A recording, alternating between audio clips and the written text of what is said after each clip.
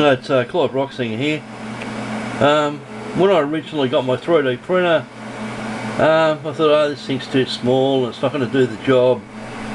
And much to my amazement, it's the things you can make with it are crazy. But this thing that I'm making at the moment is like mind-boggling, because it's pushing the printer to the absolute max. And what I'm doing now is I've now gone into quite a different area. This is supports, and I'm now starting to dabble in different support information. Admittedly, I didn't know what to adjust with that, but one thing I did do was I chose that support, this tree support, over the thin one which I usually use. And the reason I did that was, what I found was, let's go over to the 3D printer.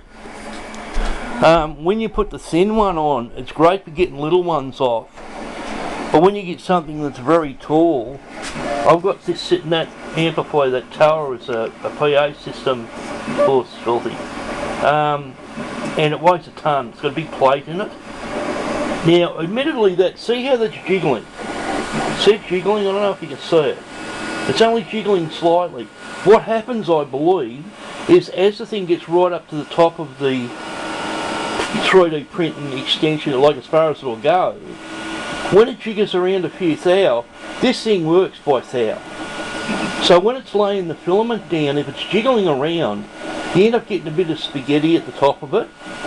And what can happen is, if you've got a really, really tall support system under it, it will tend to turn to spaghetti when it gets up the top.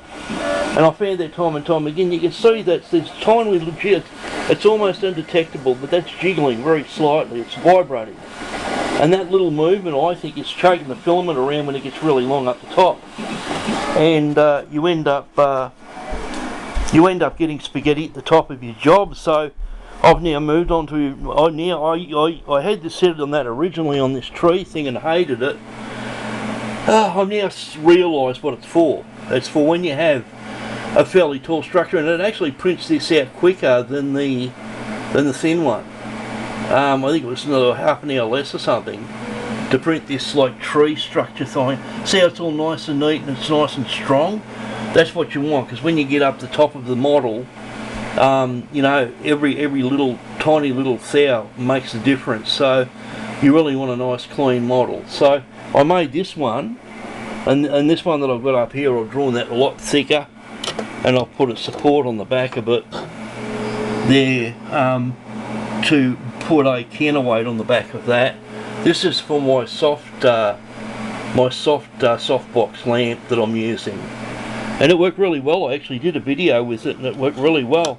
But with 3D printing, you start off with a small one and you think, oh, it's not big enough, and then when you think, oh, you grouse, and you start making stuff like this, and then all of a sudden it starts getting small again. So I've already made inquiries about getting another one. I think it's called an Ender 3, and I think it's about $3,500. When I first bought this one, I thought it was a good idea. Now, $50,000, if I had the money, I would buy a $50,000 printer. It's so grouse. I had so much fun with this. Being an inventor, it's like a dream come true. Every imagined thing that I wanted to make, I can make it with this. And I'm trying to make a softbox of my own using this lamp, and this is a really good lamp. As I said, I did a video with it and I just stood it up the back and it worked bloody great. I just need another one. I'll probably get a black one or something.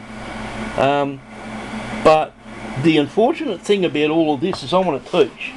And this one was the Creality that I started. I like to stay loyal to the people that I learned with.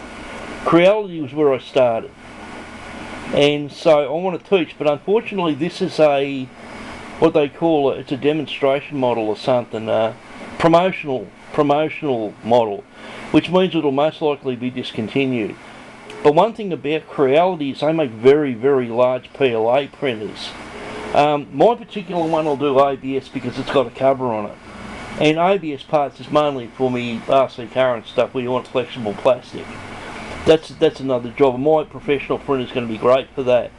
But when I want to teach, I want to be able to make very large models and do some experimentation. And so I'll probably buy a Creality, and I'm thinking I'll probably buy a reasonable quality one too. But my point is, just when I started all this video, when you plan to buy a 3D printer, like I'm looking at dimensions like this right now, what I really want to do is go and find out what this Ender 3, how much bigger it is. Have a look at how big my printer is and try to get some dimensions, because I have no idea. I think it's about 170 by 170 millimetre, I think. The idea is go and see what the Ender will do, because you had this idea in your head, oh, I've got the bigger one, I'm going to get the bigger one, and it's like an inch bigger. So you really need to look in deeply these 3D printers. You need to look at what you're doing. So when you're doing particular jobs, say if I want to use, I think it's called TPU, if I can't use it on mine, can the new one do it? You really need, because there's so many things that you need this thing to do, and they had the capacity to do so many things that you need to be very, very, very clear. You can't go into a shop and remember all the things that you do.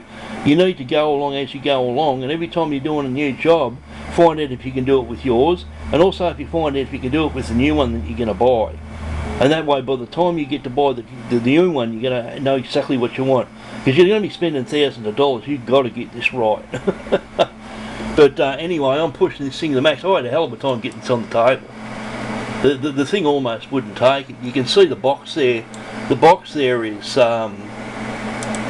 actually, we'll go to front view. The box is the actual maximum size of the 3D printer. I don't know if you can see that, but it's maxing out, man. I couldn't get it. I could hardly get it on. So yeah, this is, I think, how long is this one going to go for? Going. It's working it out. Slice preview. Yeah, 12 hours 58 minutes. That's actually not bad. I better go longer than that. I think I've done a 22-hour one, I think. But anyway, I'm going to get cut off in a second. But yeah, when you go to buy a new 3D printer, do your bloody homework. I spend years and years thinking about it, because it's going to cost you thousands of dollars. Make sure you got it right. Clive Roxinger, over and out.